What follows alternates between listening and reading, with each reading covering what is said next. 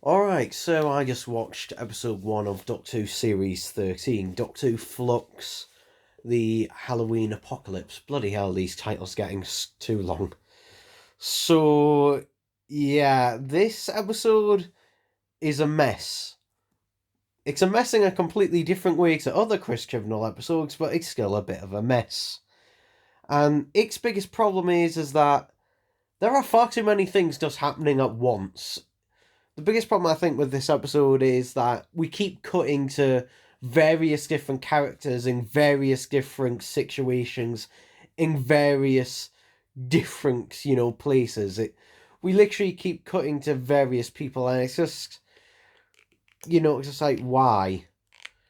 Now, I'm sure, just like, well, I'm hoping that this is going to be relevant later, but it's just like, why?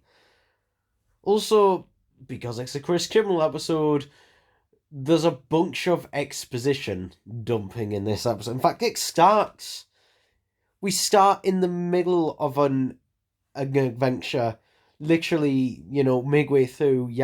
Yaz and the Doctor are just, saying, "Oh, we were trying to track down this dog guy. I honestly can't remember his name. I just call him Dog Guy. So, Dog Guy is trying to shake off the Doctor by setting a bunch of traps rather than, just outrightly, killing her and Yaz.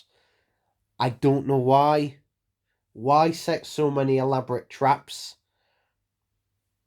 if you just want rid of them? Because the traps are clearly meant to kill, Yaz and the Doctor, but okay. I don't know. I don't know.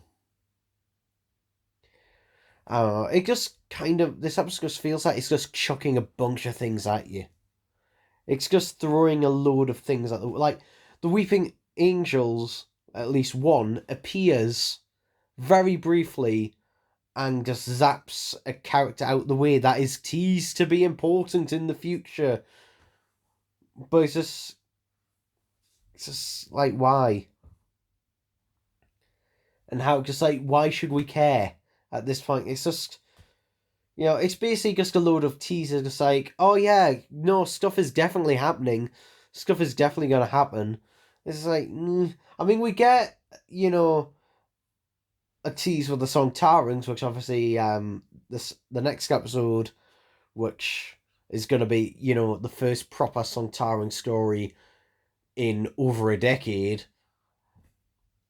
But yeah, it was nice to see Dan Starkey be brought back because I was slightly worried going into this, but I actually do really like the new song Taron design.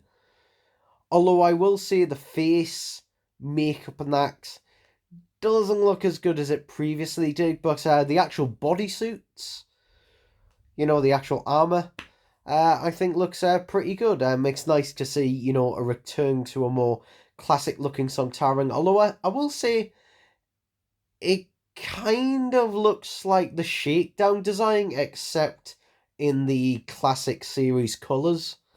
You know what I mean? If you've ever seen Shakedown Return of the Sontarans, it basically looks like that, except in, a sort in the black and more silver colour scheme of the classic series. And yeah, it just feels like a bit all over the place, to be honest. We've got our new companion, sort of companion. He doesn't actually. Was it Dave Lloyd? Um, yeah, played by Jonathan Ross. Jonathan Ross. I'm getting confused. I'm literally just confused by this episode because it just chucked so many stuff at you. And I honestly don't know why. I mean, we've got our main villain who has two makeup designs. He has a makeup design where he's imprisoned, and then he has the makeup design when he breaks out of prison. And to be honest, the makeup design he had before he restored himself actually looked better, in my opinion, than his actual makeup, which looks like I honestly don't know. It looks like it's trying to be Freddy Krueger-esque in some shape or form. I don't know. Yeah, it's this episode just feels like it's chucking so many things, and I think the problem with it is that this has gone in a completely different direction. I think what this episode should have done is more focus the plot. Like, I can't really comment on our new companion here because we don't really get much of him in this episode. We don't really get, like, the only things I could tell you about him is that, he's a proud scout from Liverpool, and that's about it. That's all I basically found out about him. I think, like, if you're gonna tell a big massive story like this, and you've got 6 episodes, essentially, this story will be, about 5.5-ish hours long. Like, if you've got that much time, don't try and belt your way through it right out of the gate. Because it just feels, one, you feel confused, and two, you just feel like everything, you don't get to actually take anything in because you're just like, oh, now they're here, this is happening, and this is happening, and this is happening.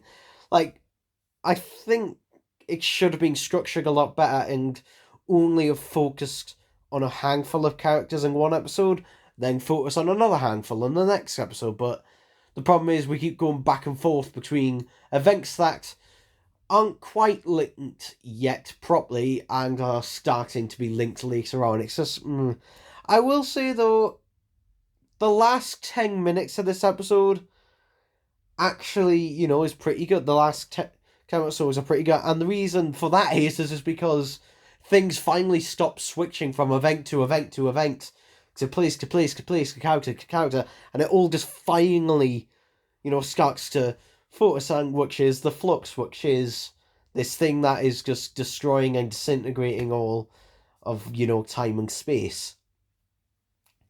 So when it actually does start to focus on something, that is when the episode starts to actually get better, but unfortunately it doesn't really do that until the last 10 minutes, unfortunately. So, yeah, a bit unfortunate in that regard.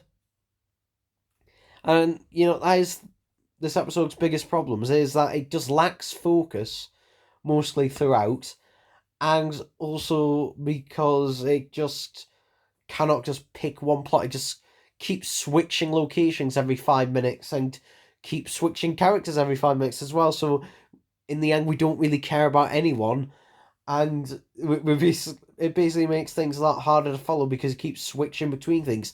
I mean, we have literally a 2-minute scene at the start of this in the 1800s in Liverpool, which, yes, may be important later, but for now, just like, why have that there? Why have that there now? Because it means absolutely nothing in this episode. I know what people are saying, oh, they're setting things up for later.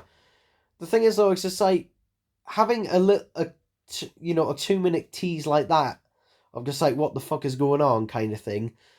No, it doesn't work as well. It's just because it's taking away time from everything else. It can't properly set itself up because it hasn't took the time to set up its plot properly. The only thing that is set up properly is the actual Flux and what it does. Everything else isn't really set up at all. It just kind of switches from one thing to the other and just expects you to just go along with it. Just because. So, yeah, overall this episode is it's just completely all over the place. It is. I mean, when Doctor Who Flux is completely, released and all the episodes out there, we'll see what it's like. I think this may be a case of it needs reordering. It needs to, like, I've got a feeling that these episodes are probably going to need to be re-edited, and it will be a much more cohesive story as a result. Because at the moment, it just kind of feels like it's bouncing around the place, just doing random things. And I think it's just, it's trying to get your attention. It's trying to get your attention and, trying to make, the story seem bigger than it actually is. It feels like it's forcibly trying to. Because the problem with a lot of Chris Chibnall stories is for the most part they're really dull and boring. And this one, to be honest, I got bored for a different reason. It wasn't because nothing was happening. It was because we just was, there was just too much happening at once, just having things just flung at you to just kind of see what stuck. So yeah, but we'll see how it continues. Hopefully next week, since it's War of the Song Tarans, hopefully at least that one can at least focus on just one thing for a bit to try and make it a bit more cohesive.